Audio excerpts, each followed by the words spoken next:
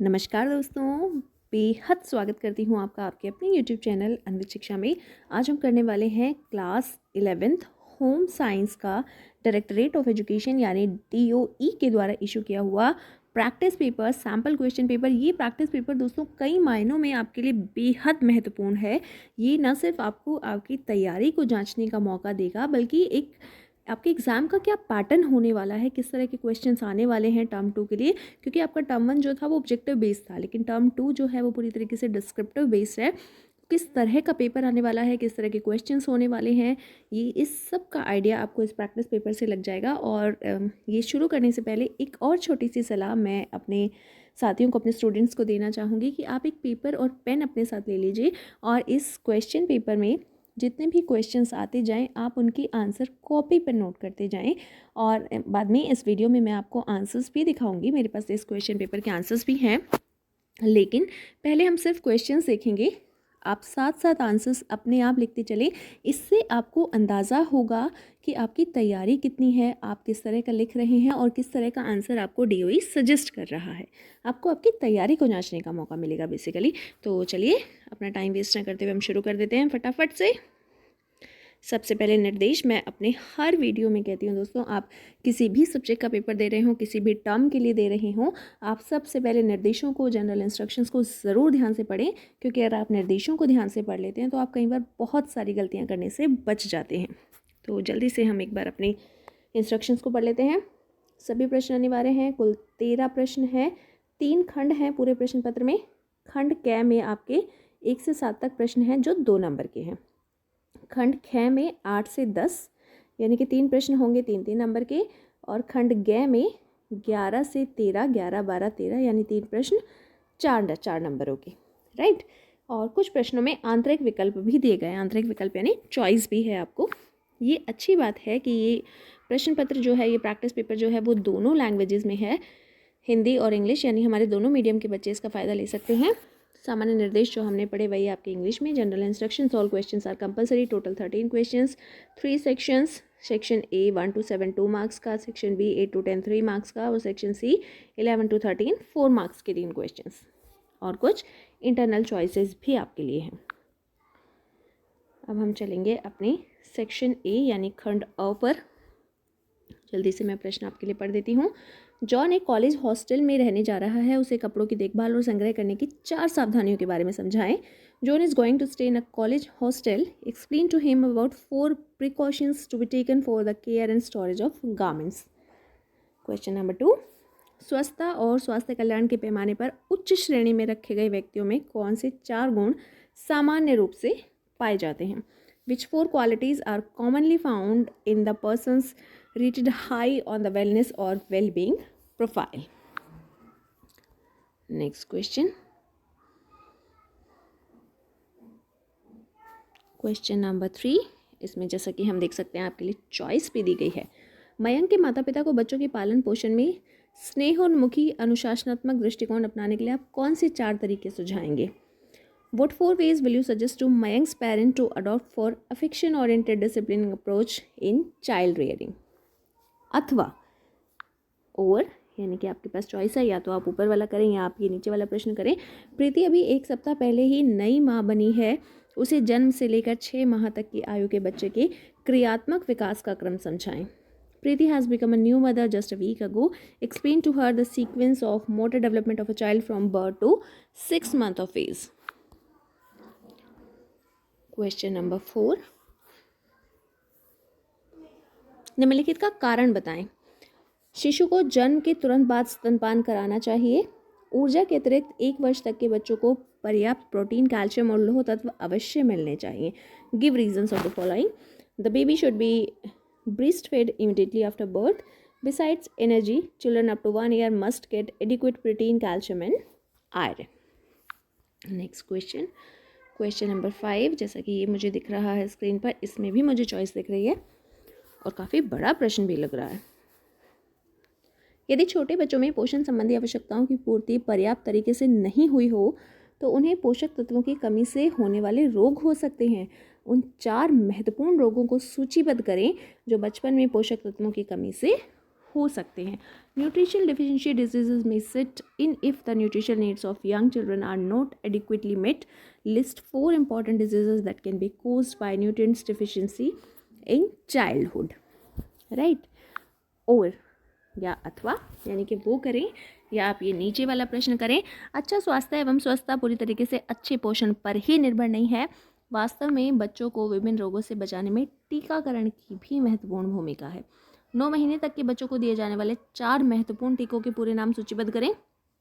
Good health and wellbeing are not entirely dependent on good nutrition. In fact, there is an important role of immunization in protecting children from various diseases. List the full name of 4 important vaccines that are given children up to 9 months of age. Question number 6, इसमें कोई choice नहीं है। नदीम पूर्व विद्यालय बच्चों के लिए एक रेडीमेड परिधान स्टोर खोलने की योजना बना रहा है। इस आयु वर्ग के कपड़ों का चयन करते समय उसे किन 4 विशिष्ट योग्यताओं पर विचार करना चाहिए? Nadeem is planning to open a readymade garment store for preschoolers. What 4 specific characteristics should he consider while selecting clothes for this age group? Question number 7. ये अभी तक हमारे 2-2 नंबर के ही प्रश्न चल रहे हैं।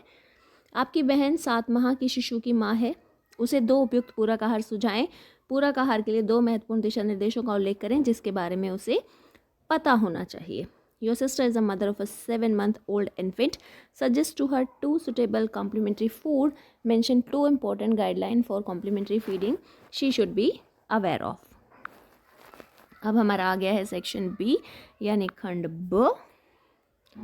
इसमें हमारे प्रश्न हैं 3-3 नंबर के। पहले ही प्रश्न में चॉइस दिख रही है मुझे, वाह बड़ा अच्छा है हमारे बच्चों के लिए। बचत की गई धन की राशि का निवेश बुद्धिमत्तापूर्वक किया जाना चाहिए ताकि ये आवश्यकता पड़ने पर उपलब्ध हो सके। विवेकपूर्ण निवेश के 6 प्रमुख सिद्धांतों की संक्षेप में व्याख्या करें। The amount of money saved must be invested wisely so that it can be available when needed. Briefly explain any important principle of sound investment. और यानी कि अथवा आप वो करें या आप ये करें, आपकी चॉइस है। आपके पड़ोसी अपने घर से सटी ज़मीन खरीदने के लिए पैसे उधार लेना चाहते हैं। क्रेडिट सुविधा के किन्हीं 2 स्रोतों के बारे में बताएं। उन्हें क्रेडिट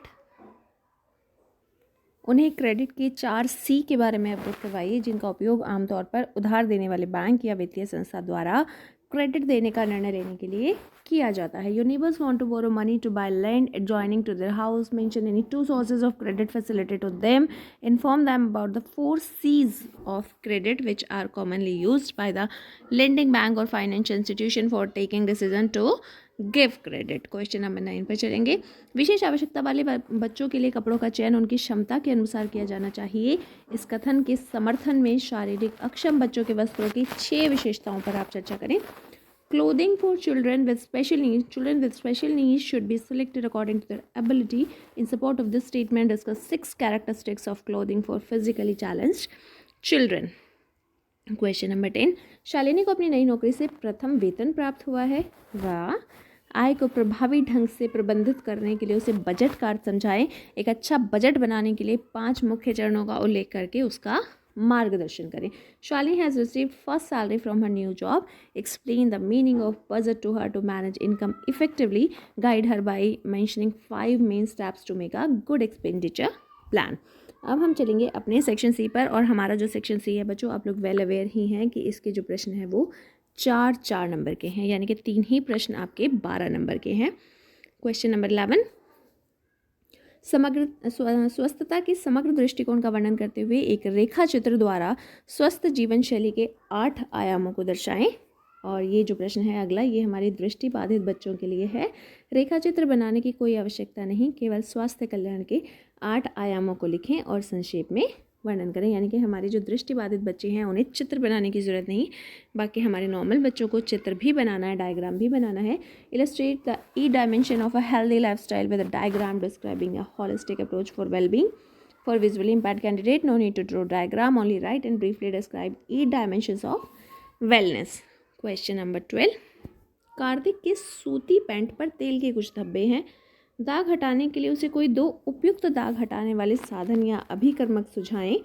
उसे 4 सामान्य विचार भी बताएं जिनका ध्यान उसे इन दागों को हटाते समय रखना चाहिए। और एक रेडीमेड काली पैंट की देखभाल लेबल पर ब्लीच ना करें और छाया में सुखाएं के निर्देशों को दर्शाने के लिए उपयुक्त चिन्ह भी बनाएं। केवल दृष्टिबाधित बच्चों के लिए प्रश्न के भाग ग के स्थान पर दाग धब्बे हटाने की 2 तकनीकों के नाम लिखें। हमारे दृष्टिबाधित बच्चों को सिर्फ इतना ही करना है। Karthik has some oil stains on his cotton pants. Suggest him any 2 stable stain removers. Reason for removing the stains. Also tell him 4 general consideration he should keep in mind while removing these stains, or draw suitable symbols for a care label for a ready-made black pen to indicate the instruction do not bleach or dry in shade, or only for visually impaired candidate in lieu of part C. Write the name of any 2 technique of stain removal. अब ये जो प्रश्न है इसमें आपको choice भी है, ये तो बड़ी अच्छी बात है, हमारे बच्चों के लिए चॉइस भी अवेलेबल है। आप या तो ऊपर वाला प्रश्न करें या फिर आप ये करेंगे। सविता अपनी ऊनी कालीन को ड्राई क्लीन करवाना चाहती है ताकि उस पर जमा ग्रीस को वो साफ़ कर सके। ड्राई क्लीनिंग के लिए उसे सर्वाधिक रूप से उपयोग किए जाने वाले 2 विलायकों के नाम बताएं। उसे ड्राई क्लीन की प्रक्रिया को संक्षेप में समझाएं। एक फर कोट के देखभाल लेबल पर इस्त्री ना करें और ठंडे जल का प्रयोग करें के निर्देशों को दर्शाने के लिए उपयुक्त चिन्ह बनाएं। और हमारे दृष्टिबाधित बच्चों के लिए धुलाई की 2 विधियों का वर्गीकरण करें। Savita wants to get her woolen carpet dry clean to clean the accumulated grease on it. Name the 2 most common used solvents for dry cleaning. Briefly explain dry cleaning process. Draw suitable symbols for a care label of a fur coat to indicate the instructions. Do not iron or use cold water. अब है हमारा question number 13। 8 वर्षीय सलोनी विभिन्न आकारों की वस्तु को क्रम में आसानी से व्यवस्थित कर सकती है। पियाजे द्वारा वर्णित संज्ञानात्मक विकास की इस अवस्था को पहचानिए। इस अवस्था की किन्हीं 3 विशेषताओं को उदाहरण सहित समझाइए। 8 years old Saloni can easily arrange items of a varied size in serial order. Identify the stage of cognitive development described by Piaget. Explain any 3 characteristics of this is with examples. तो दोस्तों ये तो था आपका question paper. अब हम चलेंगे इसके आंसर्स पर, और आशा करती हूँ कि जैसा मैंने वीडियो के शुरू में ही कहा था कि आपने आंसर्स खुद से लिखने की कोशिश की होगी, आपने खुद से अपनी कॉपी पर आंसर्स लिखे होंगे। और अब जब मैं आपको इन प्रश्नों के उत्तरों पर ले चलूँगी तो आप उनसे अपने लिखे हुए उत्तरों को जांच सकते हैं। आप चेक कर सकते हैं कि आपका कौन सा प्रश्न सही था और कौन सा गलत। तो चलिए हम अपने आंसर्स पर चलते हैं। अब फ्रेंड्स ये रहे आपकी स्क्रीन पर आपके क्वेश्चन के आंसर्स। लेकिन दोस्तों ये जो आंसर्स हैं कि इंग्लिश मीडियम में है, हमारे हिंदी मीडियम के बच्चे बिल्कुल भी परेशान ना हो, क्योंकि मैं आपको इन्हें साथ साथ समझाती चलूँगी। डीओई ने आपके जो आंसर्स हैं, यानी डायरेक्टरेट ऑफ एजुकेशन ने इंग्लिश में ही अवेलेबल करवाए हैं, ये हिंदी में अवेलेबल नहीं है। लेकिन कोई बात नहीं, हमारे इंग्लिश मीडियम के बच्चे तो आसानी से समझ ही लेंगे, लेकिन हमारे हिंदी मीडियम के बच्चे भी परेशान ना हो, मैं साथ साथ एक एक क्वेश्चन आपको समझाती चलूँगी। तो हमारे पहले क्वेश्चन का जो आंसर है वो ये रहा। Wash, clean and dry, ensure no moisture before they are packed and stored away. आप कपड़ों को वॉश करें, उन्हें अच्छी तरह सुखाएं और इंश्योर करें, सुनिश्चित करें कि कपड़ों में कोई भी मॉइस्चर नहीं होना चाहिए, यानी कोई नमी ना रहे। Woollen should be brushed well and dry clean before they are stored. जो आपके ऊनी कपड़े हैं वो अच्छी तरीके से ब्रश होने चाहिए और अच्छी तरीके से ड्राई क्लीन होने चाहिए। All stain starch should be remove before storing. सभी तरह के दाग धब्बे आपको कपड़ों को स्टोर करने से पहले हटा देने चाहिए। द शेल बॉक्सेस और closet chosen for storing should be clean, dry and insects free, away from dust and dirt. आप जिन शेल्स में, यानी कि जिन अलमारियों में आप कपड़ों को रखने वाले हैं, आप इंश्योर कर लें कि वो अच्छी तरीके से साफ़ हों, सूखी हुई हों और इंसेक्ट फ्री हों, यानी वहाँ पे किसी तरह के कीड़े मकोड़े, धूल मिट्टी ना हो। Packed loosely in cupboards or trunk, too compact or tight packing may result in permanent creases at the fold of fabrics. आप जब भी अपने कपड़ों को पैक करें तो आप इंश्योर करें कि आप उसे लूजली पैक करें, यानी आप उसे ढीले ढीले रखें, ज़्यादा दबा के कपड़ों को ना रखें, क्योंकि अगर आप कपड़ों को ज़्यादा टाइटली पैक करते हैं, टाइट पैकिंग करते हैं, तो आपके जो कपड़े हैं उन पे जो क्रीज है वो परमानेंटली बनी रह सकती है, स्थायी रूप से रह सकती है। Put insect repellents like naphthalene balls, neem leaves etcetera. आपको जो इंसेक्ट रेपेलेंट्स हैं, यानी कि जो कीड़े मकोड़ों को दूर भगाने वाली दवाइयाँ हैं, जैसे कि नेपथलिन बॉल्स या फिर नीम की पत्तियाँ आदि आप अपने कपड़ों में रख सकते हैं। इनमें से आपको कोई 4 सेलेक्ट कर लेने हैं अपने आंसर के लिए, जो भी 4 आप लिखना चाहें। Answer number 2। Common qualities of person rated high on the wellness and wellbeing profile. ऐसा पर्सन जिसको हाई रेटिंग दी जाती है वेलनेस और वेलबींग प्रोफाइल में, उनमें क्या क्वालिटीज़ होती हैं, ये हमारा प्रश्न था। तो देखें क्या क्या क्वालिटी होती है। High self esteem, a positive outlook and a sense of purpose. वो व्यक्ति जो है वो पॉजिटिव आउटलुक का होता है, यानी कि सकारात्मक सोच रखता है और उद्देश्यपूर्ण उसकी सोच होती है। A strong sense of personal responsibility and commitment, अपनी व्यक्तिगत जिम्मेदारियों से भी वो व्यक्ति अवगत होता है। A good sense of humour होता है, उसका अच्छा सेंस ऑफ ह्यूमर होता है। अ कंसर्न फॉर अदर, और वो दूसरों के लिए भी कंसर्न रखता है ना, दूसरों के लिए भी सोचता है। अ रिस्पेक्ट फॉर द एनवायरनमेंट, वो एनवायरनमेंट के लिए भी आदर रखता है, पर्यावरण के लिए भी आदर रखता है। A physically fit and an integrated healthy lifestyle, और शारीरिक रूप से वह व्यक्ति फिट होता है। Absence of addictive behaviour, addictive behaviour यानी वो किसी चीज़ का आदी नहीं होता। A capacity to cope with life challenges, और व्यक्तिगत जीवन में हमारी ज़िंदगी में जो चुनौतियाँ आती हैं वो उनसे सामना करने की हिम्मत रखता है। An ability to continue to learn, हर चीज़ को वो लर्न करने की यानी याद करने की उसमें क्या एबिलिटी होती है, कैपेबिलिटी होती है।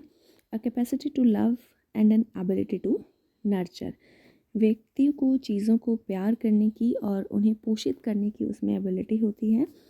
An ability for effective communication, और वो प्रभावी रूप से कम्युनिकेशन यानी कि संचार कर सकता है। इसमें से भी आपको कोई 4 जो है वो सिलेक्ट कर लेनी है। 11 खूबियाँ आपको दी हुई हैं। Answer number 3, 4 ways to adopt the affection oriented disciplining approach in child rearing। 4 रास्ते जो ये प्रश्न आपका दिया हुआ था। Parents should explain the children about the consequences of their action and reason with them and to prevent them for doing unsuitable actions. Parents को जो है वो अपने बच्चों को जो वो एक्शन कर रहे हैं यानी कि जो वो क्रियाएं कर रहे हैं उनके कॉन्सिक्वेंसेस से, उनके परिणामों से अवगत कराते रहना चाहिए कि अगर वो इस तरह का करेंगे, किसी तरह का एक्शन वो अगर कर रहे हैं जो गलत है, जो अनसुटेबल है, उसे करने के क्या परिणाम हो सकते हैं, पेरेंट्स को बताते रहना चाहिए। Parents should be firm in their discipline but are affectionate and gentle with the child. Parents को डिसिप्लिन रखना चाहिए, फर्म होना चाहिए यानी कि स्ट्रिक्ट होना चाहिए, लेकिन उन्हें अपने बच्चों के लिए प्यार की भावना भी रखनी चाहिए। Parents must themselves model the qualities they wish the children should have. Parents को जो है वो अपना मॉडल, अपना उदाहरण प्रस्तुत करना चाहिए उन खूबियों के बारे में, उन क्वालिटीज़ के बारे में जो वो अपने बच्चों में देखना चाहते हैं। Parents should not use punishment to discipline the child and use explanation to point out desirable behaviour.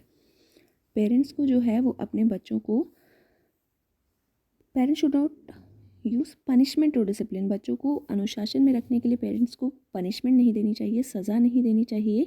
Use explanation to point out desirable behaviour, और हमें कैसा बिहेव करना चाहिए, किस तरह का डिज़ायरेबल बिहेवियर होना चाहिए, इसकी एक्सप्लेनेशन देनी चाहिए बच्चों को। उन्हें सज़ा नहीं देनी चाहिए, उन्हें बताना चाहिए कि इस तरह से करेंगे तो क्या फ़ायदे होंगे।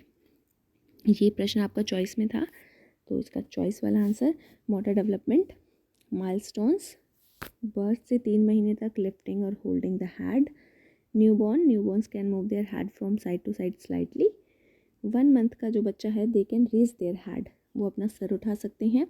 2 मंथ का बच्चा they can also lift their chest while lying on stomach, जो 2 महीने का बच्चा हो जाता है जब वो पेट के बल लेटे रहते हैं तो वो अपनी छाती तक, गर्दन के साथ साथ छाती को भी ऊपर उठा सकते हैं। 3 मंथ का जो बच्चा होता है the infant begins to hold his her head and this is a major milestone in development. If the child is unable to do this even by the age of 6 months, it shows there is delay in development. 3 month का जो बच्चा होता है वो अपनी गर्दन को संभालने लग जाता है, जो कि डेवलपमेंट का एक बहुत बड़ा, विकास का एक बहुत बड़ा स्टेप है। और अगर चाइल्ड जो है, बच्चा जो है वो 3 महीने तक ऐसा नहीं कर पाता, वो अपनी गर्दन को नहीं संभाल पाता, या इवन 6 मंथ तक वो ऐसा नहीं कर पाता, तो ये दिखाता है कि विकास में उसकी कहीं ना कहीं कुछ ना कुछ कमी है, कुछ देरी हो रही है। 4 से 6 महीने का बच्चा can roll over from back to stomach and stomach to back.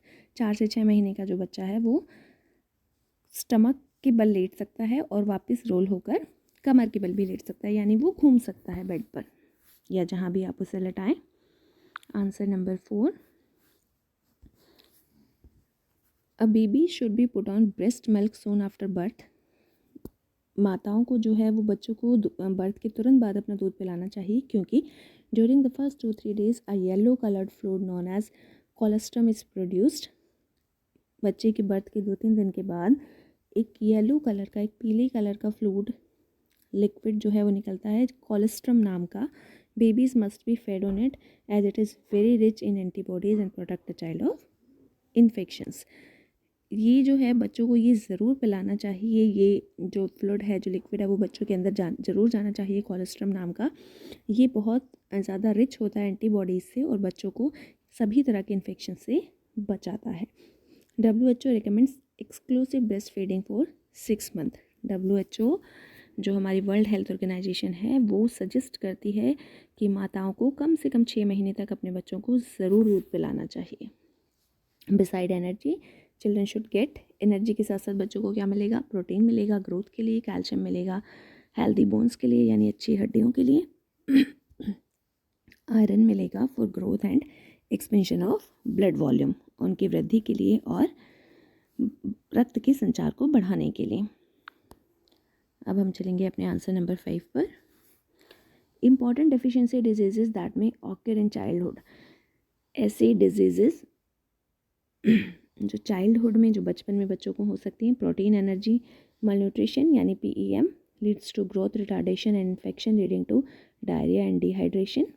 Protein energy malnutrition हो सकता है यानी कि प्रोटीन की कमी हो सकती है जो बच्चों की ग्रोथ रिटार्डेशन यानी उनकी वृद्धि को रोकेगा और इन्फेक्शन जैसे कि डायरिया या डिहाइड्रेशन को बढ़ावा देगा।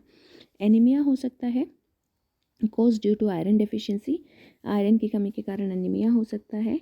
Nutritional blindness result due to vitamin E deficiency, vitamin A की कमी के कारण रतौंधी हो सकती है। Rickets and osteopenia are bone related, rickets और ऑस्टोपेनिया जो है वो हड्डियों से रिलेटेड बीमारियां हैं due to shortage of vitamin D and calcium, जो विटामिन डी और कैल्शियम की कमी के कारण हो सकती हैं। और गॉइटर यानी घेंगा हो सकता है। एनलार्जमेंट ऑफ थायराइड ग्लैंड, जिसमें हमारी जो थायराइड ग्रंथि होती है वो बड़ी हो जाती है due to deficiency of iodine, iodine की कमी के कारण गॉइटर यानी घेंगा हो सकता है। ये आपका चॉइस वाला प्रश्न। National immunization schedule recommended by ICMR, ये शेड्यूल है। एज ऑफ चाइल्ड वैक्सीन, किस एज में बच्चों को कौन सी वैक्सीन लग जानी चाहिए? बर्थ के समय BCG, OPV, HEP और B। 6 महीने का होने पर बच्चे को OPV, पेंटा, DPT प्लस HEPB और HIV। 10 हफ्तों का होने पर, सॉरी ये 6 महीने नहीं 6 हफ्ते था, 10 हफ्तों का होने पर OPV, पेंटा, DPT plus HEPB plus HIV। 14 हफ्तों का होने पर OPV, पेंटा, DPT, HIV और HEPB प्लस HIV। और 9 महीने का होने पर MR यानी मीजल्स और rubella. Full name of important vaccines, important vaccines की ये शॉर्ट फॉर्म दी हुई थी, अब इनके फुल नेम देख लेते हैं। BCG यानी bacillus Calmette Guerin NTTB, OPV oral polio vaccine, DPT diphtheria pertussis and tetanus, HEPB hepatitis B, HIV haemophilus influenza type B bacteria. और इनमें से आपको कोई 4 सेलेक्ट करने हैं, कोई 4। Question number 6, the feature of preschool age children garments are. जो preschool के जो छोटे बच्चे हैं उनके गारमेंट्स किस तरह के होने चाहिए, कपड़े किस तरह के होने चाहिए? The garment should be able to withstand the wear and tear as children in the age group play a lot. Garments जो हैं, कपड़े जो हैं वो अच्छी पहनने में ईजी होने चाहिए, क्योंकि बच्चे जो है वो खेलते बहुत हैं, इस उम्र के बच्चे जो है वो बहुत ज़्यादा खेलते हैं। तो गारमेंट्स जो है वो पहनने में ईजी होने चाहिए और जल्दी से फटने वाले नहीं होने चाहिए। The open part of front should be big और लॉन्ग। जो कपड़ों का फ्रंट पार्ट होता है, सामने का जो हिस्सा होता है वो बड़ा होना चाहिए या लंबा होना चाहिए। Should have large and comfortable neckline, जो गला है वो बड़ा और कंफर्टेबल होना चाहिए। Collar in clothing should be avoided, छोटे बच्चों के लिए कॉलर को अवॉइड करना चाहिए। Design and colour should be attractive, design और कलर जो हैं वो अट्रैक्टिव होने चाहिए यानी कि आकर्षक होने चाहिए। अगला point, promote self help features for both child and the mother. बच्चे के लिए और माता के लिए जो है वो अपने आप मदद करने वाले फीचर्स उनमें होने चाहिए। Clothes should be made from lightweight materials and they are preshrunk and are easy to care. कपड़े जो है वो लाइट वेट होने चाहिए, यानी कि वज़न में हल्के होने चाहिए और उनको धोने में रखने में वो ईजी होने चाहिए। Cotton is the most suitable fabric for pre schoolers. जो छोटे बच्चे होते हैं उनके लिए कॉटन सबसे ज़्यादा सुटेबल फैब्रिक है। It is hygienic, absorbent and easy to launder. ये हाइजीनिक होता है और आसानी से इसको स्टोर किया जा सकता है, आसानी से धोया जा सकता है, केयर करने में आसान होता है। The design features on the ready to wear preschoolers dress must provided ease in care. Any other, इनमें से आपको कोई 4 सेलेक्ट करने हैं, राइट। आगे चलेंगे। Answer number 7, complementary food examples. Complementary food examples क्या क्या हो सकते हैं? एग यॉक हो सकता है by 7 month starting with half teaspoon. 7 महीने तक आप बच्चे को एग यॉक दे सकते हैं। पल्स एंड सैरल्स हो सकते हैं। वेल कुक्ड सेपरेटली और in combinations, milk and sugar may be added. Any two guideline for complementary feeding, only one food should be introduce at a time. एक टाइम पे हमें बच्चे को एक ही खाना खिलाना चाहिए। Small quantity should be fed in the beginning which can be gradually increase. शुरू में हमें थोड़ा थोड़ा खिलाना चाहिए, जो बाद में, जिसकी मात्रा बाद में बढ़ाई जा सकती है। Do not force if the child dislike any food. बच्चे के साथ ज़बरदस्ती नहीं करनी चाहिए। अगर बच्चे को कोई खाना पसंद नहीं आ रहा है, try something else and re introduce letter. कुछ और खिलाएं आप उसको, और जो आप खिला रहे हैं, जो बच्चा पसंद नहीं कर रहा है, उसे आप बाद में खिलाने की कोशिश कर सकते हैं। Spicy and fried food should be avoided for small babies. छोटे बच्चों को आपको बहुत ज़्यादा मसालेदार या तला हुआ खाना नहीं खिलाना चाहिए। All types of food should be encourage without showing personal dislikes. सभी तरह का खाना हमें बच्चों को खिलाना चाहिए। हमारे अपनी व्यक्तिगत रुचियों के आधार पर खाने को नहीं बांटना चाहिए। अब हम आ गए हैं अपने सेक्शन बी के आंसर्स पर। पहला आंसर सेक्शन बी का, यानी answer 8, principle underlying sound investment. Sound investment के जो प्रिंसिपल्स होते हैं वो क्या क्या होते हैं? Safety of the principal amount, reasonable rate of return, liquidity यानी तरलता, recognition of effect of world conditions, easy accessibility and convenience, investing in needing commodities, tax efficiency after investing, service time period and capacity। कोई भी 6 आप इसमें से चुन सकते हैं, या आपको चॉइस में करना था ये questions. Main source of credit facility, commercial blanks, cooperative blanks, agriculture blanks, credit unions, self help groups. कोई तो आप ले सकते हैं। 4 CS ऑफ क्रेडिट। क्रेडिट के 4 CS क्या हैं? सबसे पहले है character. Character means willingness and determination to repay a loan as agreed even though it is a greater cost and inconvenience than the borrower anticipated. फिर था capacity. Capacity means the ability to meet an obligation when it is due. फिर आपका capital. Capital means net worth. और फिर था collateral, consist of specific unit of capital which are placed as security for given a loan। 4C क्या थे? Character, capacity, capital और collateral. Answer number 9, clothes for children with special need. Children with special needs जो हमारे बच्चे हैं CWSN, उनके लिए हमें किस तरह के क्लोथ्स रखने चाहिए? Garment for children with special needs are selected according to the type of disability. जो हमारे बच्चों की जो भी डिसेबिलिटी है उसके अकॉर्डिंग हमें उनके गारमेंट्स लेने चाहिए। Comfort is the primary criteria. सबसे पहले आराम जो है वो मेन उद्देश्य होना चाहिए। बच्चों को आराम मिलना चाहिए। Cotton is the most preferred fabric for summer, velvet, corduroy and coats wool for winter. Cotton जो है वो सबसे ज़्यादा प्रेफरेबल है, सबसे ज़्यादा यूज़ किया जाता है समर में। वेलवेट, कॉर्डरी और कोट जो है वो विंटर में यूज़ किए जा सकते हैं। The garment should be strong with to withstand abrasion in case the children use orthotic devices or wheelchairs। Garments जो है वो मजबूत होने चाहिए हमारे बच्चों के लिए। Garment should have reinforcement at specific areas for clappers and braces। Opening should be easily accessible and easy to fasten, hence velcro and zippers with keychains are good choices। Garment should be easy to wash, धोने में आसान होने चाहिए। Wearing and taking off be simple, कपड़ों को पहनना और उतारना आसान होना चाहिए। एंड सो वाइडर नेकलाइंस, जो नेकलाइंस हैं, जो गला है वो बड़ा होना चाहिए। वेस्ट बेल्ट्स विद इलास्टिक, जो वेस्ट है, कमर का जो हिस्सा है उस पर इलास्टिक हो तो अच्छा रहेगा। Front open plackets and front pockets can be preferred choices. Aesthetic appeal in colour and print so that the wearer feels good. They should be well stitched yet easy to wear. कपड़े जो है वो colour wise print wise अच्छे होने चाहिए ताकि जो पहनने वाला है वो अच्छा महसूस करे। अच्छी तरह से सिले हुए होने चाहिए और पहनने में आसान होने चाहिए। The clothes not only must be appealing to the eye और comfortable to wear but also ecologically and socio culturally appropriate. Answer number 10, budget is the most common planning device for the use of money. Budget जो है वो सबसे ज़्यादा common device है planning में। A budget is a plan for future expenditure. Budget जो होता है वो हमारे भविष्य के खर्चों के लिए प्लान होता है। Family budget gives in detail the income and the expenditure for a month और a year. It mention all the sources of income during the period and all the item of expenditure under different headings such as food, clothing, housing, entertainment, travel, education, health and medicine and savings. There are mainly 5 steps in making a budget. एक budget को बनाने में 5 step होते हैं। List the commodities and services needed. सबसे पहले आप सूचीबद्ध कर लीजिए कि आपको किन किन सुविधाओं की किन किन वस्तुओं की आवश्यकता है। एस्टिमेट द कॉस्ट, उसके बाद उनके मूल्य का अंदाज़ा लगा लीजिए। एस्टिमेट टोटल एक्सपेक्टेड इनकम, और आपको टोटल कितनी इनकम होगी, आपका जो आय का स्रोत है वो टोटल कितने पैसे रहेंगे आपके पास, वो अंदाज़ा लगा लीजिए। Bring expected income and expenditure into balance. आपकी जो इनकम है और जो खर्चा है उससे आप संतुलित करने का प्रयास करें और उसके बाद अपने प्लान्स को चेक करें, चेक प्लान्स। अब हम आ गए हैं अपने सेक्शन सी पर। Dimensions of a healthy lifestyle. Answer number 11, social aspect. This emphasizes the interdependence with others, making friends and having meaningful, satisfying and stable relationship with others.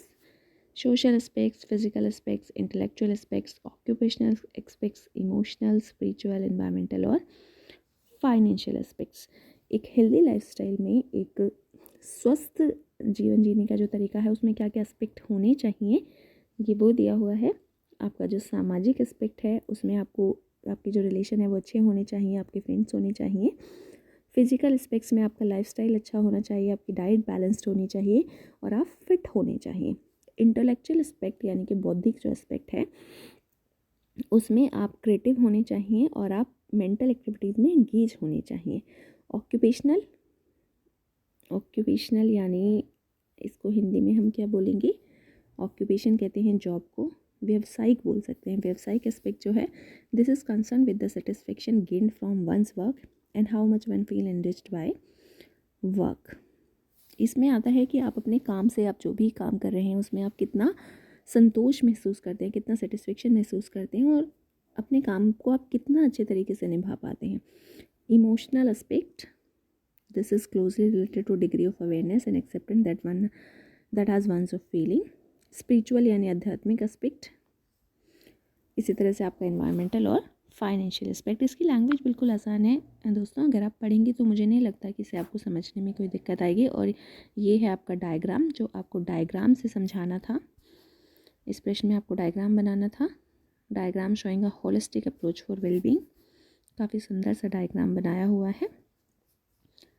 अब है हमारा answer number 12, grease solvent. Grease किस किस से हटाया जा सकता है, टर्पेंटाइन से, कैरोसिन से, वाइट पेट्रोल से, मेथिलेटेड स्प्रिट से, एसीटोन से, कार्बन टेट्रा क्लोराइड से।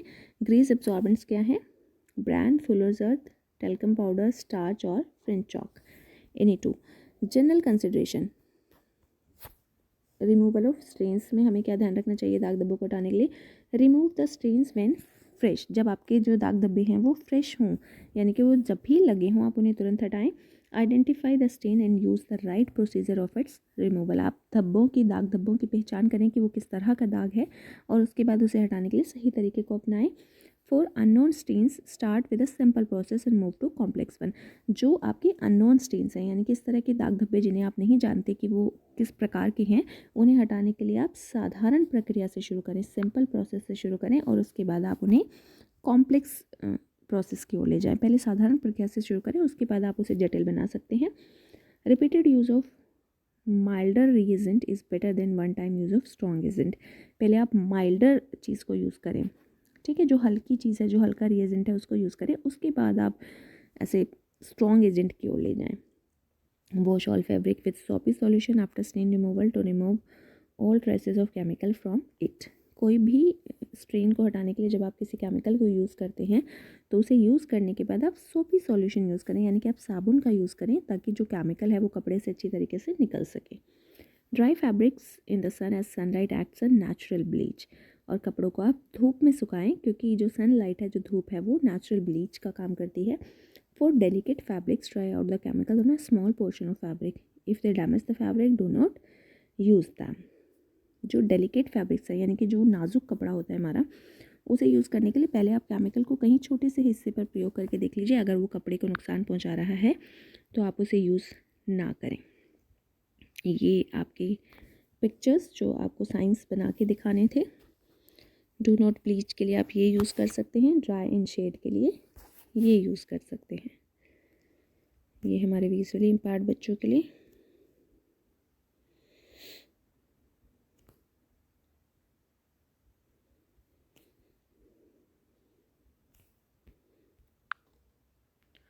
ये है हमारा answer number 13। The concrete operational stage जो कि 7 से 11 वर्ष के लिए होती है, the stage correspondence to the stage of middle childhood. इस स्टेज की क्या कैरेक्टरिस्टिक्स हैं? जो हमारी कंक्रीट ऑपरेशनल स्टेज है, the child can now mentally reverse performed action and focus on multiple dimension और respect of a problem at the same time. बच्चा जो है वो रिवर्स एक्शन को परफॉर्म कर सकता है, यानी कि वो पलट कर जवाब दे सकता है, पलट कर क्रिया कर सकता है, और वो एक ही प्रॉब्लम की कई एस्पेक्ट पर एक ही समय में सोच सकता है। एग्जाम्पल, क्या एग्जाम्पल है? Example of pouring water into another glass, he or she can reason that when the water is poured from the wide glass to the narrow glass, the amount of water does not change because nothing was added. अगर एक glass में पानी डाला जा रहा है तो जो बच्चा है वो समझ सकता है कि चौड़े ग्लास में या लंबे ग्लास में डालने पर पानी में क्या फ़र्क आता है। बच्चा समझ सकता है कि उसके अमाउंट में, उसकी मात्रा में कोई बदलाव नहीं होता क्योंकि उसमें और पानी ऐड नहीं किया गया है। The children at this stage are less egocentric. इस उम्र में बच्चों में ईगो नहीं होता, अहम नहीं होता। They see that different people can see the same event in different ways because of different situation and different set of values. This happen in the development of emotional, especially emotions of sympathy and empathy. इस उम्र में बच्चों में sympathy और empathy की emotions की development होती है। The child develops a stable number concepts. स्थायी संख्या की जो अवधारणा है वो बच्चों में डेवलप होती है। He she understand how much quantity a particular number signifies and does not make error in counting. इस उम्र में बच्चा समझने लगता है कि एक जो नंबर है वो कितनी क्वांटिटी को दिखाता है, कितनी मात्रा को दिखाता है। एक फिक्स नंबर जैसे कि 7 है तो 7 का मतलब कितनी चीज़ें बच्चा समझने लगता है, और वो काउंटिंग में यानी कि गिनने में गलती नहीं करता। He she can understand that a particular object can belong to a number of different categories. Example of fruits, example से हम समझेंगे। Fruits can be classified as those with seeds and those without seeds. Fruit जो है वो अलग अलग किए जा सकते हैं उनके बीज के आधार पर। ऐसे फल जो बीज रखते हैं और ऐसे फल जो बीज नहीं रखते हैं। The same set of fruit can also be classified as fruit that grow in winter and that grow in summer, and also on the basis of their taste, sweet or sour. Thus the same fruit would belong to different sets with each criterion of classification. Right? आगे दोस्तों, ये है आपका अपना channel अनवी शिक्षा। Like करें, share करें और सब्सक्राइब तो ज़रूर करें ताकि इसी तरह का स्टडी मटेरियल, इसी तरह के नोट्स, इसी तरह के कीवर्ड्स, इसी तरह के मॉडल टेस्ट पेपर, उनके आंसर्स, आपके क्वेश्चन पेपर के answer keys, each and everything, even CBSE से आने वाली अपडेट्स भी आपको टाइम टू टाइम मिलती रहें। इसके लिए आप अनवी शिक्षा को ज़रूर सब्सक्राइब करें, और अगर वीडियो पसंद आया है तो अपने दोस्तों के साथ, साथियों के साथ, क्लासमेट्स के साथ ज़रूर शेयर करें। Thank you.